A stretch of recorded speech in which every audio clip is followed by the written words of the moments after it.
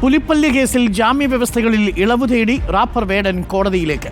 വിദേശത്ത് മുൻകൂട്ടി തീരുമാനിച്ച പരിപാടികളുള്ളതിനാൽ പാസ്പോർട്ട് തിരികെ നൽകണമെന്നാണ് ആവശ്യം. പെരുമ്പാവൂർ കോടതിയിൽ ഉടൻ അപേക്ഷ നൽകും. കാരണം നമുക്ക് മുൻകൂട്ടി നമ്മൾ പ്ലാൻ ചെയ്തിരുന്ന ഷോസൊക്കെ ഉണ്ട് നമുക്ക് കാനഡയിലൊക്കെ ആയിട്ട്. അപ്പോൾ അതിൻ്റെ കാര്യങ്ങളൊക്കെ ആയിട്ട് നമ്മൾ മജിസ്ട്രേറ്റോട് നേരിട്ട് വക്കീൽ വഴി സംസാരിക്കാനുള്ള നീക്കങ്ങളൊക്കെ നടത്തുന്നുണ്ട്. അപ്പോൾ ജോലി ചെയ്യാനുണ്ടല്ലോ, അപ്പോൾ ജോലി തടസ്സമായിട്ട് ഇത് കുറേ കാര്യങ്ങൾ നിൽക്കുന്നുണ്ട്, കേസും കാര്യങ്ങളൊക്കെ. അപ്പോൾ അത് മിണ്ടുന്നുണ്ട് പ്രോപ്പറായിട്ട്. ഈ സോഷ്യൽ മീഡിയ വഴിയുള്ള പ്രശ്നങ്ങളാണുള്ളത്, അത് കാര്യമായിട്ട് എടുക്കുന്നില്ലേ. അത് ഇനിയും വരാനുണ്ടല്ലോ ഒരുപാട് കാര്യങ്ങൾ. അപ്പോൾ അതിൻ്റെ പുറകെ നടക്കേണ്ട ആവശ്യമില്ല. ശരൺ ഉണ്ട് കൂടെ. ശരൺ, വേടൻ ഇപ്പോൾ നമ്മളോട് അടക്കം പറഞ്ഞിരിക്കുന്നത് പാസ്പോർട്ട് തിരികെ വേണമെന്നാണ്. ന്യായമായ ആവശ്യമാണ്. വേടൻ്റെ മുൻകൂട്ടി നിശ്ചയിച്ച പരിപാടികൾ വിദേശ രാജ്യങ്ങളിലുണ്ട്. ഇപ്പോൾ തന്നെ സർക്കാരിന് ആ കേസുമായി, പുലിനഖവുമായി ബന്ധപ്പെട്ട കേസിൽ മുന്നോട്ട് പോകാൻ വലിയ താല്പര്യമില്ലാത്തൊരവസ്ഥയിലുമാണ് വേടൻ. മറ്റെന്തൊക്കെയാണ് വേടൻ എന്ന് പ്രതികരിച്ചത്? പ്രത്യേകിച്ച് RSS, ഈ ശശികല അടക്കമുള്ള ആളുകൾ വേടനെ വിമർശിച്ചതിനോടുള്ള പ്രതികരണം എങ്ങനെയായിരുന്നു?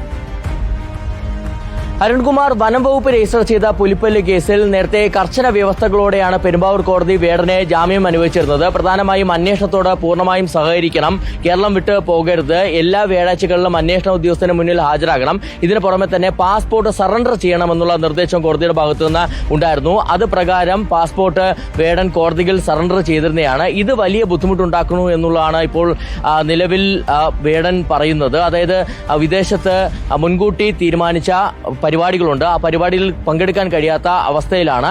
അതുകൊണ്ടാണ് ജാമ്യ വ്യവസ്ഥകളിൽ ഇളവ് തേടിക്കൊണ്ട് കോടതിയെ സമീപിക്കാൻ തീരുമാനിച്ചിരിക്കുന്നത്. ഉടൻ തന്നെ ഇത് സംബന്ധിച്ചുള്ള അപേക്ഷ പെരുമ്പാവൂർ കോടതിയിൽ സമർപ്പിക്കുമെന്നുള്ളതാണ് വേടൻ പറയുന്നത്. മറ്റൊരു പ്രധാനപ്പെട്ട വിഷയത്തിൽ കൂടി ഇപ്പോൾ വേടന്റെ പ്രതികരണം വന്നിരിക്കുകയാണ്. നേരത്തെ പ്രധാനമന്ത്രിയെ പാട്ടിലൂടെ അധിക്ഷേപിച്ചു എന്ന് ആരോപിച്ചുകൊണ്ട് സംഘപരിവാർ രംഗത്തെത്തുന്ന സാഹചര്യമുണ്ടായിരുന്നു. അങ്ങനെ സൈബർ ഇടങ്ങളിൽ വേടനെ വലിയ രീതിയിലുള്ള ആക്രമണം നേരിടേണ്ടി വന്നു. ഒപ്പം തന്നെ പാലക്കാട് കൗൺസിലർ NIAക്ക് സംബന്ധിച്ച് പരാതിയെല്ലാം നൽകിയ സാഹചര്യമായിരുന്നു.